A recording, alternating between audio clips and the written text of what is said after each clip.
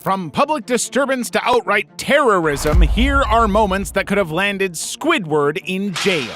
Starting at number 10, I'm about to lay out why Squidward should be a frontrunner for a jail sentence. And let me tell you, it's all in the details in this episode, Squidville. The episode kicks off with SpongeBob and Patrick getting their grubby hands on some shiny new reef blowers. These things are like the Swiss Army knives of destruction. Suck, blow, repeat. SpongeBob and Patrick, being the epitome of childish mischief, start blowing and sucking everything in sight. And guess who's in the firing line? That's right, Squidward's house. They manage to suck up his windows and door, leaving him trapped inside like a clam in a shell. What a warm welcome. Now, Squidward's not just annoyed, he's out for blood. He tunnels his way out like a deranged gopher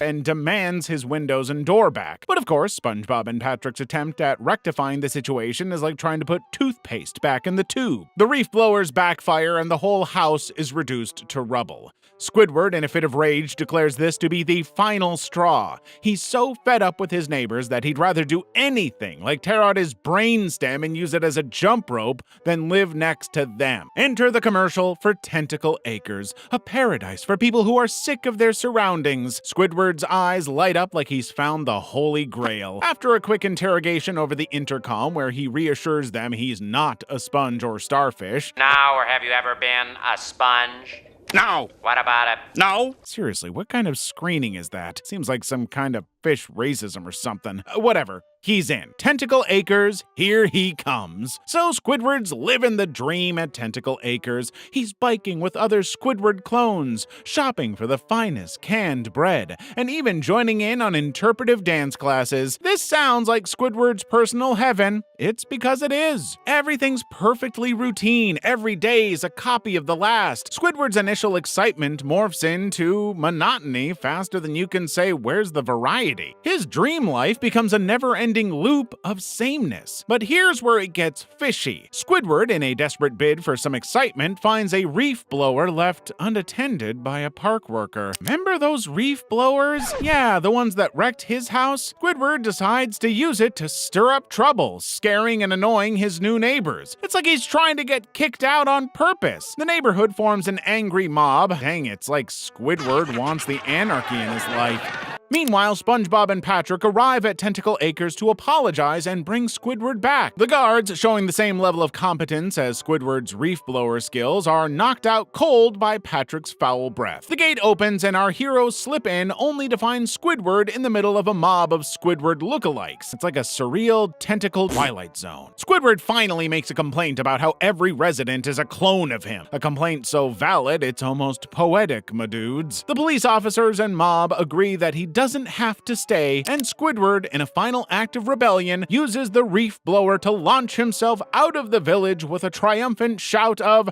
freedom! SpongeBob and Patrick, still clueless about their surroundings, look at each other and say, well, we know one thing, it sure isn't that guy. So what's the takeaway? Squidward's behavior in Tentacle Acres is a textbook case of being an absolute menace. From destroying his own house to terrorizing an entire community, Squidward's antics are grounds for some serious consequences. If there's one thing we've learned so far, it's that Squidward's not just a grumpy neighbor, he's a certified disaster waiting to happen. At number 9, we start to see why Squidward might be a tentacle away from getting his own VIP pass to a padded cell. So it's another swimmingly great morning in Bikini Bottom, and Squidward is already moaning and groaning about having to work at the Krusty Krab on a Sunday. Well, I mean, sure, who doesn't hate a slow day at work? But Squidward's whining is more than just your run-of-the-mill grumbling. He's got a real vendetta against this day. SpongeBob's enthusiasm to ring the service bell only adds fuel to Squidward's already raging fire. And when Squidward gets so frustrated he pounds the cash register like it's his arch nemesis,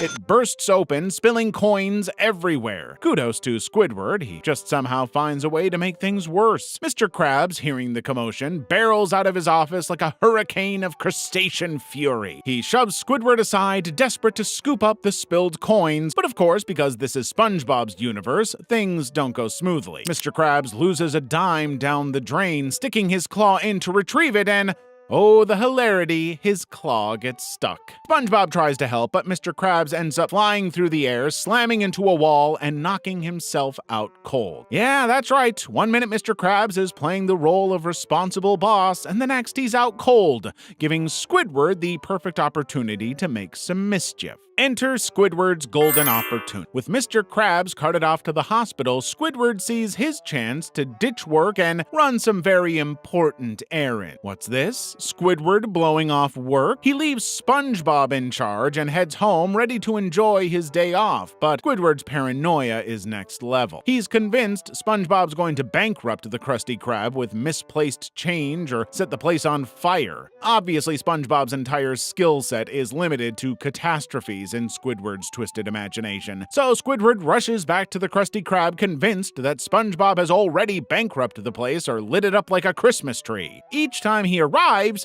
he finds SpongeBob calmly waiting, the restaurant untouched by any of Squidward's imagined disasters. This back and forth routine is comedic gold, but it also paints Squidward as a level 10 neurotic with some serious issues. By the time Squidward reaches peak insanity, I don't know how we all haven't by this point, he's actually welding his own door shut. That's right, folks. Squidward goes from disgruntled employee to full-blown maniac in record time. He's hallucinating SpongeBob in his bath, freaking out over a branch of coral, and even mistaking his own toilet for SpongeBob. This guy's so far gone, he's losing it over imaginary scenario. When Squidward finally bursts into the Krusty Krab, stark naked and covered in bubbles, yep, that's not a typo, he's greeted by the ultimate irony. SpongeBob never left the restaurant. The closed sign never got switched to open, and the whole day could have been a snooze fest without any disaster. Squidward's brain finally returns to Earth as he realizes he's just spent the entire day going mad over absolutely nothing. Squidward's manic behavior, from welding his door shut to running around naked, is seriously messed up. And while he may have a tendency to blame others, it's clear that his over-the-top reactions and inability to manage his own mental state put him in a category that's just one step away from needing a straitjacket. So let's just say Squidward's day off could have been better spent getting some serious help. If anyone's deserving of a timeout, it's definitely this guy.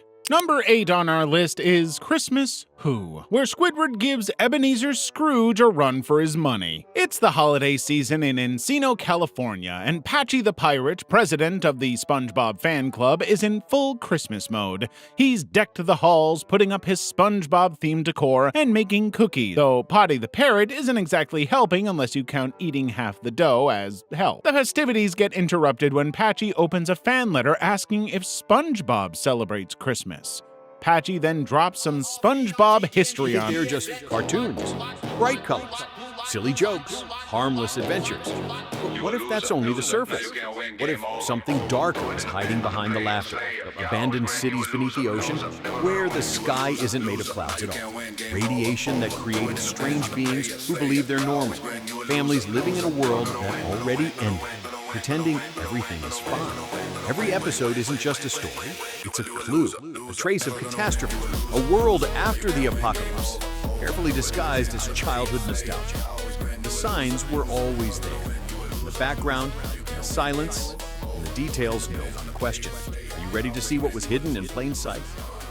Welcome to the theories that change your childhood forever. Subscribe if you're ready to see the truth. History on us.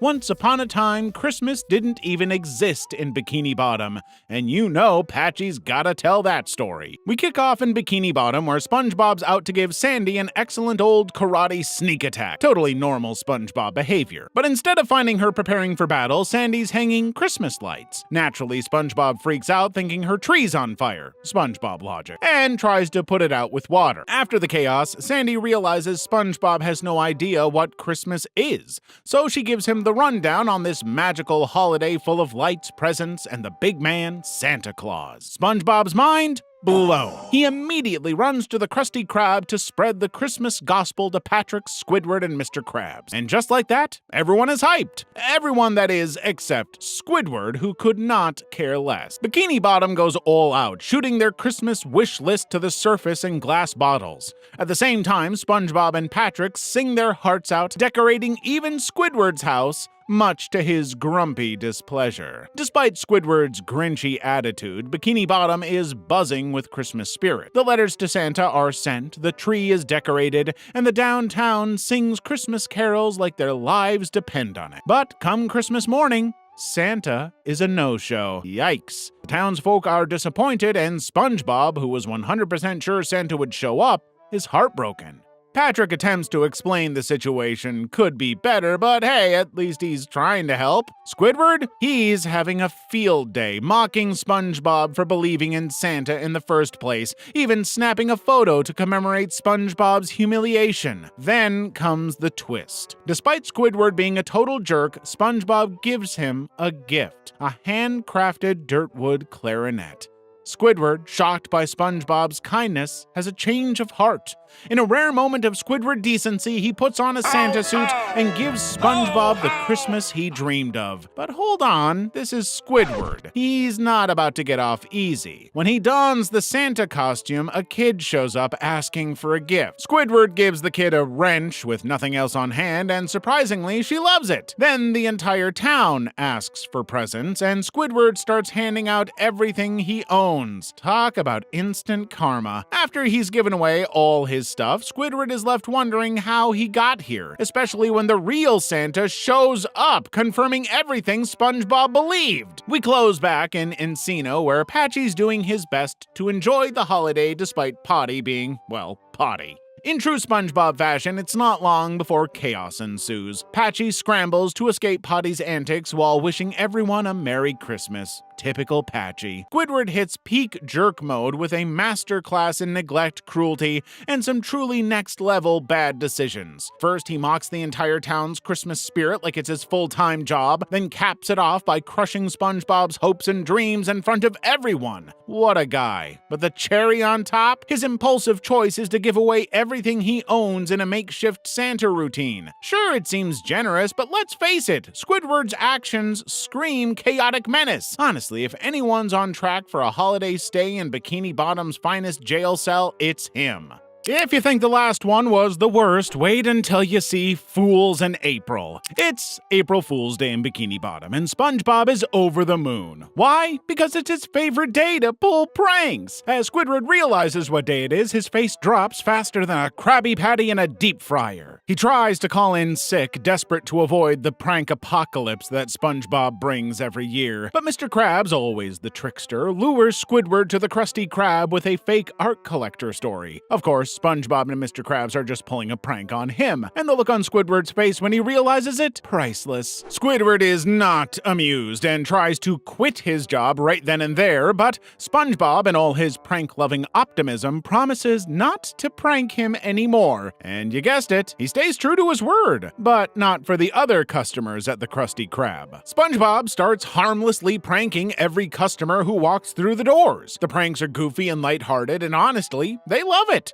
Everyone's in on the joke. Everyone except Squidward. Watching the customers laugh alongside SpongeBob eats Squidward alive. He gets angrier with every chuckle, every harmless gag. In his mind, this prank-filled joy has gone too far. So what does Squidward do? He decides to show SpongeBob what a real prank looks like. Squidward sets up a trap that looks more like a medieval torture device than a joke. The plan? Get SpongeBob to step into a rope trap, which sets off a chain reaction, ending with SpongeBob flying around the Krusty Krab like a wrecking ball before crashing into a garbage can. Squidward, cackling like a supervillain, watches SpongeBob flee the scene in tears. Here's where Squidward truly crosses the line. Instead of feeling remorse, he laughs at SpongeBob's humiliation. Step aside, Plankton, there's a new bad guy in town. The customers, however, are not amused. In fact, they're downright horrified by Squidward's prank. They realize Squidward wasn't trying to share a laugh, he was trying to kill SpongeBob. And they're not having it. They all leave the restaurant in disgust, leaving Squidward alone, the bitter truth sinking in. SpongeBob's pranks were all about shared laughter, but Squidward's pure cruelty. At this point, you can practically hear the jail bars clanging shut in the background. Riddled with guilt, Squidward tries to apologize to SpongeBob. Still, he's so terrible at it that it turns into a comedy of errors. Whether it's Patrick misusing a tin can phone or SpongeBob refusing to even open his front door, Squidward's half-hearted apologies just don't cut it. Eventually, Squidward's guilt gnaws away at him so much that he blurts out a real apology, even admitting he likes SpongeBob. The horror! Of course, when Squidward thinks he's in the clear, SpongeBob opens the door to reveal that everyone has been hiding inside, listening to his heartfelt confession. A classic April Fool's moment that leaves Squidward running off in a panic. Squidward's prank wasn't just over the top, it was reckless. SpongeBob's pranks can be annoying, but at least they're all about spreading some harmless fun. Squidward's anchor-dropping, garbage-flinging stunt, on the other hand, was way too far, even for Bikini Bottom's loose laws. And let's be real, if we had a proper Bikini Bottom justice system, he'd be getting more than just a slap on the wrist. Some time behind bars would make him think twice before pulling another extreme prank. This episode shows that Squidward's cruel prank on SpongeBob goes way too far. Instead of remorse, Squidward laughs at SpongeBob's distress, shocking the customers who leave in disgust. Though Squidward later attempts a clumsy apology, this prank was clearly mean-spirited and reckless, adding to the case that he deserves jail time for his extreme and dangerous behavior. Brace yourself for number 6 on the list, Tentacle Vision, where Squidward's moment in the spotlight turns into something far more sinister than he ever expected. Squidward has a new hyperfixation, and at 5 a.m. he's up and ready to indulge in his highbrow hobby, watching Fab and Fancy on Bikini Bottom Public Access. But, alas, his show is cancelled. Instead, he's greeted by Zeus, the Guitar Lord, a metalhead antithesis of Squidward's sophisticated taste. Obviously doesn't know the first thing about music. This is an outrage. The horror! But then Squidward learns anyone can get their own show on this channel, and his first thought is, well, of course, the world needs Squidward Chat.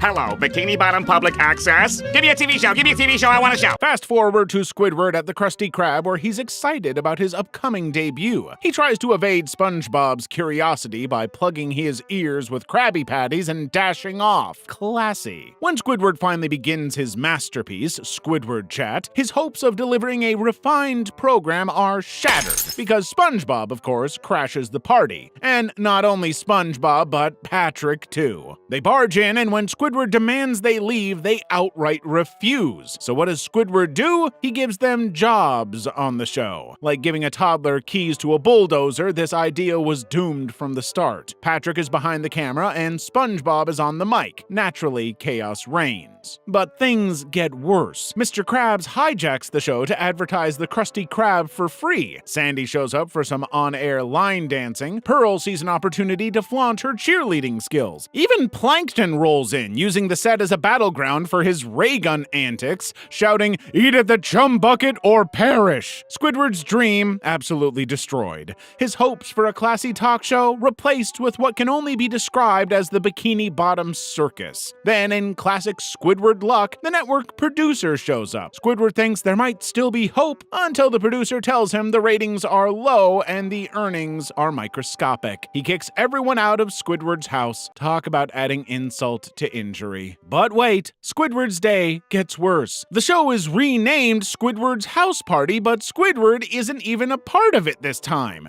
Zeus, the Guitar Lord, takes over as the host. At the same time, Patrick rocks out on the drums, Sandy and Pearl dance backup, SpongeBob shreds on the keyboard, and Mr. Krabs plugs his business. And Plankton is now the special effects guy with his ray gun. Squidward is left alone, trying to sleep amidst the never-ending racket, his dreams and sanity equally shattered. All this brings us to one inevitable conclusion. If ruining his neighbors' lives was a crime, Squidward's role as the prime disruptor should have earned him jail time by now. Ruining an entire neighborhood's peace and turning his house into a war zone? Pretty sure there's a law for that. If not, Bikini Bottom needs one fast.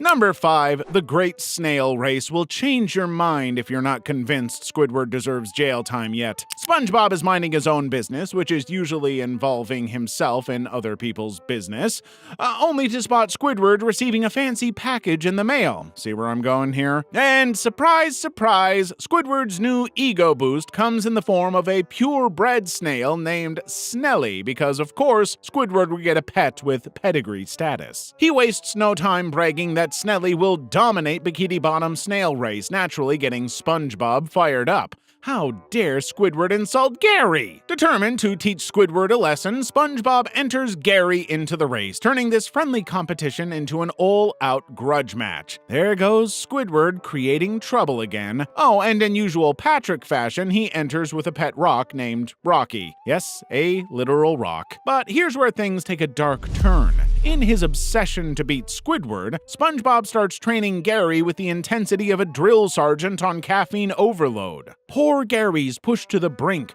running drills and exercises until he's practically a shell of his former self. No breaks, no mercy, just SpongeBob shouting commands like a deranged fitness coach. By the time race day rolls around, Gary looks like he's been through a war zone. He's so exhausted that he can barely reach the stadium, let alone race. Meanwhile, Squidward's over there all smug with his snooty purebred, blissfully ignoring the literal snail abuse happening right under his nose. As the race starts, Gary's body is falling apart. His eyes pop like balloons, his shell cracks open like an engine overheating, and he ends up spinning out of control and crashing. It's a pretty gross disaster. SpongeBob finally realizes that forcing your pet into a high-stakes competition to show up your cranky neighbor maybe wasn't the best idea. But Gary's not done yet. Despite SpongeBob's pleas to stop, Gary, you can stop now! The poor snail can't even control his body anymore. He hits a wall and actually explodes. Yep, Gary catches fire and firefighters have to put him out. Is this SpongeBob's fault for pushing him too far? Absolutely. But you know who else is guilty? Squidward, for being the instigator behind this entire mess. And then there's Snelly, who's on the verge of winning the race, but instead turns back to comfort Gary. The two snails fall in love, which shocks Squidward to no end, but wait, it gets better. While Squidward is focused on his snail's love life, Rocky, the literal rock, wins the race. Patrick, being the best and worst friend ever, awards Squidward the trophy,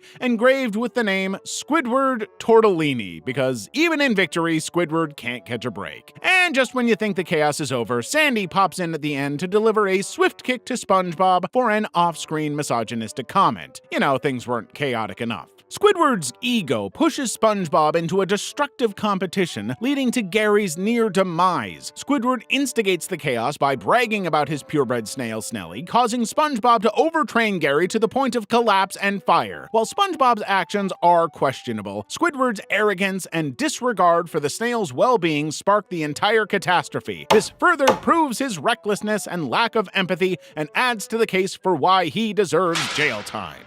At number 4 on our list, Squidward's School for Grown-Ups. And Squidward's behavior in this one is anything but adult. This episode opens with SpongeBob and Patrick having some harmless fun playing their usual game, Boat Screaming, where they basically yell at passing boats. A solid day in Bikini Bottom, right? Well, not for Squidward. As usual, he can't stand SpongeBob and Patrick's antics, and his day gets even worse when Patrick randomly falls asleep and wakes up with a full-grown beard. Classic Patrick moment. Sleep, wake up, instantly become mature just because of some facial hair. Seeing this as a golden opportunity, Squidward offers to teach Patrick how to be a grown-up. Now, hold up. Squidward, of all people, should not be the one teaching anyone how to be a responsible adult. But in all his innocent glory, Patrick agrees, much to SpongeBob's horror. SpongeBob's convinced Squidward's brainwashed Patrick turned him into a pawn in his weird little game of trying to outgrow their friendship. But does Squidward care? Of course not. Squidward drags Patrick to his house for a grown-up makeover,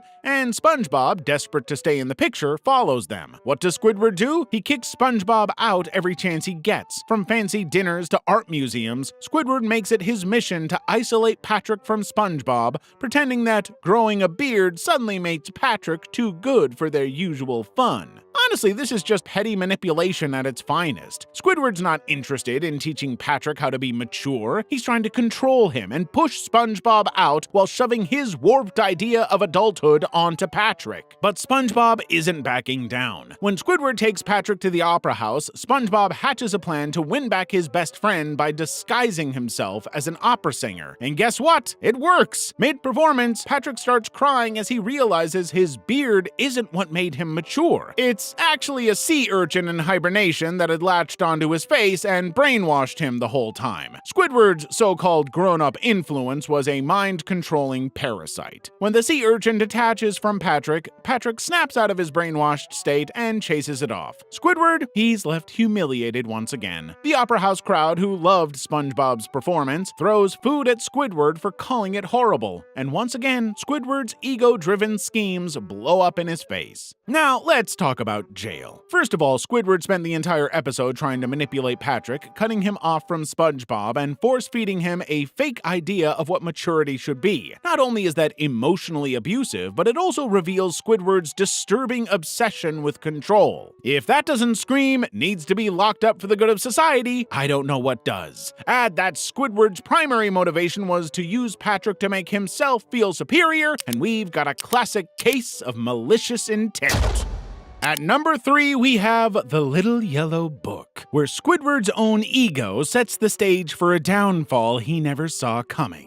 One day at the Krusty Krab, Squidward's ready to catch some Z's, but business suddenly picks up. The customers flood in and, surprise, SpongeBob's missing in action. Squidward freaks out, finding him chilling in a barrel, and drags him back to the grill. With SpongeBob back at work, Squidward stumbles upon a mysterious book in that same barrel. Turns out it's SpongeBob's diary. Now, any normal person would mind their business, but Squidward? Nope. He reads it out loud for everyone at the Krusty Krab to enjoy. He spills all the tea on SpongeBob's weird habits, like clucking like a chicken when he sees plaid and doing the Bikini Bottom anthem in his undies. Classy. SpongeBob's humiliated and makes a dramatic exit, bawling his eyes out. All of a sudden, the crowd turns on Squidward for airing SpongeBob's dirty laundry, literally. Mr. Krabs chews him out and orders him to apologize, but Squidward shrugs, saying, he'll get over it. Spoiler, SpongeBob does not get over it. The whole town is disgusted with Squidward, and things are going downhill fast. People are mocking him in the streets, a newspaper runs a hit piece on him, and even taxi drivers are swerving to avoid him. Karma's on full blast. It gets so bad that Squidward's house gets repossessed because reading SpongeBob's diary somehow violated his loan agreement?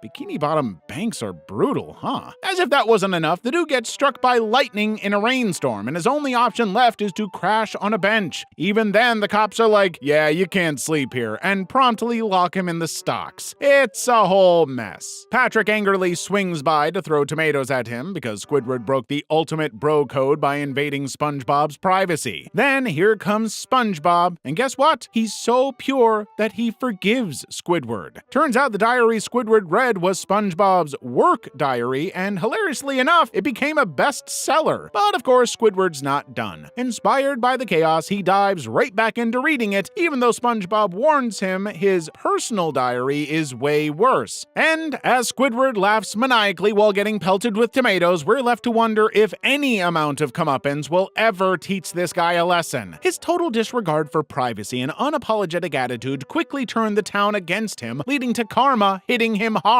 He loses his house, gets struck by lightning, and is even put in the stocks. Squidward doubles down instead of learning his lesson, proving he's a menace with no remorse. Number 2, Squidward's rivalry with his arch nemesis gets out of control fast in Squilliam Returns. This episode opens with Squidward just trying to enjoy his lunch break when he runs into Squilliam Fancyson. You know, the guy who's basically Squidward's evil twin, if that twin was filthy rich, successful, and had a squad of sycophants following him around. Squilliam, as usual, rubs his success in Squidward's face and asks the million-dollar question, what have you accomplished since high school? Instead of just telling him the truth, which would have been embarrassing enough, Squidward decides to lie, claiming he owns a 5-star restaurant. Cue the internal panic. I own a 5-star restaurant. Squidward, I had no idea you were such a success. Squilliam, always looking to humiliate Squidward, decides he and his friends will visit this so-called so-called restaurant that very night. Squidward's immediate reaction? Sheer terror. Honestly, a moment where he should have known this was a bad idea. Squidward begs Mr. Krabs to let him take control of the Krusty Krab for the night, hoping to turn the fast food joint into the high-class restaurant of his wildest fantasies. Mr. Krab agrees, not because he believes in Squidward, but because he smells money. Always money with this guy. So the stage is set for disaster. Squidward, proving he's utterly unhinged at this point, tries to train the Krusty Krab staff to be a Michelin star restaurant team in a few hours. Good luck with that. Patrick shows up and gets assigned to collect hats, which ends with Patrick fighting the hat rack. Meanwhile, Mr. Krabs, claiming to have served on the SS Gourmet, is in charge of the kitchen, and what does he make? Cooked peas, still in the can, and an appetizer that's so nasty it literally spawns a monster. Surprise, surprise, Mr. Krabs was never a chef on the SS Gourmet, but on the SS Diarrhea. No wonder his food is terrifying. Now, SpongeBob is tasked with being the waiter, and given a how to be a fancy waiter in 20 minutes guide, which he obviously can't handle, Squidward orders him to forget everything except fine dining and breathing. SpongeBob's brain literally goes into overdrive as the tiny SpongeBobs in his mind start throwing away all his memories, including his own name. Now, we're talking real mental trauma, all because Squidward wanted to impress Squilliam. Squidward, you're going to jail for this. Despite all this chaos, Squidward somehow pulls it together enough to greet Squilliam when he arrives. When they walk inside, the Krusty Krab has magically transformed into a 5-star restaurant. Squidward is stunned, but it's all thanks to SpongeBob. However, SpongeBob's so deep into his fine dining brainwipe that he's tied Patrick and Mr. Krabs up in the kitchen. It's a hostage situation now? If that's not a crime, what is? Things take a dark turn when Squilliam asks SpongeBob for his name and SpongeBob can't remember. I must know your name. My name? Yes, your name, son. The little SpongeBobs in his brain are scrambling to find his name, but it's too late. SpongeBob starts spilling food all over the place, grating people's butts like cheese and causing mass chaos. Meanwhile, Patrick and Mr. Krabs, still tied up, are being chased by that mutant appetizer Mr. Krabs created. So much for a classy evening. With the fancy illusion shattered and the Krusty Krab's true nature exposed, Squidward finally admits the truth to Squilliam. He's just a lowly cashier, and this whole night was a pathetic attempt to impress him. Squilliam, being the troll that he is, pretends to sympathize and says he's a cashier too, only to reveal that he was joking. Is that true? Of course not! He's still filthy stinking rich and leaves with his posse riding off in a literal balloon/casino. And Squidward, he gets a sad tune on Mr. Krabs' world's smallest violin to close out the night, further rubbing salt in the wound. Squidward's lie created a hostage situation, destroyed SpongeBob's mental state, and nearly caused the Krusty Krab to collapse in chaos. Seriously, Squidward deserves to be in jail for life after all the crazy he's created. We've reached our final episode, Dying for Pie, and this one made me sure that this guy really needs a cell pronto. In this one, Squidward's gift-giving skills reach catastrophic levels. It all starts with Squidward having a nightmare about SpongeBob, which is the perfect foreshadowing for the real-life disaster about to unfold. It's Employee Brotherhood Day at the Krusty Krab, a day where you're supposed to make something heartfelt for your coworker. SpongeBob goes all out, giving Squidward a sweater made of his eyelashes. Gross, but thoughtful. Of course, Squidward doesn't think so and scoffs, causing SpongeBob to sob like someone just canceled Jellyfish Jam. In true Squidward fashion, he decides not to make his own gift. Instead, he buys a pie from pirates. Pirates who just so happen to casually mention that these pies are actually bombs. They're bombs. And does Squidward care? Of course not. He's thrilled to spend $25 on a gift because effort is overrated. But when Mr. Krabs takes a tiny bite of the pie's crust, it blows up a chunk of the Krusty Krab, leaving Squidward standing there like, oops, my bad. Meanwhile, SpongeBob finds the pie sitting on the counter. Through hilarious miscommunication, Squidward becomes convinced that SpongeBob ate it, meaning he's now a walking, ticking time bomb. Yikes. Mr. Krabs drops the bombshell, pun intended, that SpongeBob has until sunset before he goes boom. Now, feeling guilty for causing SpongeBob's inevitable doom, Squidward decides to spend the day giving SpongeBob the time of his life. The ultimate montage of ridiculous activities Squidward would normally run screaming from is jellyfishing, bubble blowing, and more SpongeBob nonsense than he can handle. As the sun sets, Squidward's sweating bullets literally waiting for SpongeBob to explode any second. SpongeBob, being SpongeBob, makes an ominous comment about how if he were to die in a fiery explosion caused by a careless friend, this sunset would be the perfect send-off. Squidward's over there tearing up like he's watching the end of a sad movie. Just when we think the end is near, boom! An explosion rocks the scene, but wait, SpongeBob's still standing perfectly fine. Turns out the pie bomb? Yeah, SpongeBob never ate it. It was in his back pocket the whole time. But before Squidward can breathe a sigh of relief, SpongeBob trips, the pie hits the ground, and Bikini Bottom goes full mushroom cloud mode. Of course, Squidward somehow survives the nuclear-level explosion with nothing more than a dry ouch. Squidward's actions once again add fuel to the fire of why he deserves to go to jail. I mean, gifting a literal bomb to your coworker. That's a new low even for Squidward. He doesn't even bat an eye when pirates casually mention that the pies are explosives. He hands over $25 and calls it a day. So, all in all, I think we can say Squidward has racked up a number of offenses, including destruction of property, public endangerment, and even near acts of terrorism.